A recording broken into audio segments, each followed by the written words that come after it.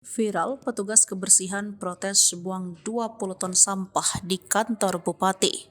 Belasan petugas kebersihan di Kabupaten Seram bagian Barat, Maluku, membuang 20 ton sampah di depan kantor bupati setempat pada Senin, 20 November 2023. Aksi tersebut dilakukan karena petugas kebersihan tidak menerima upah selama berbulan-bulan. Puluhan ton sampah tersebut diangkut dengan 4 truk menuju ke halaman kantor bupati. Ada 1 truk sampah bisa mengangkut 3 hingga 5 ton sampah.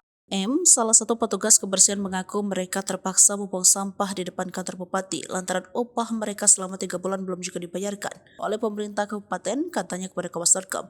Saat dihubungi melalui sambungan telepon dari Ambon, Senin 20 November 2023 siang. Ia mengaku sebelumnya petugas kebersihan telah mengkomunikasikan masalah tersebut ke bupati dan juga dinas lingkungan hidup.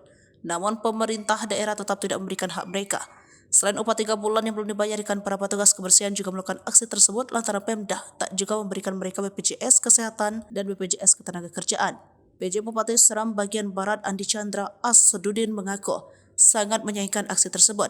Chandra mengaku telah mencari jalan keluar terkait masalah itu dengan memerintahkan Kepala Dinas Lingkungan Hidup untuk segera menyelesaikannya.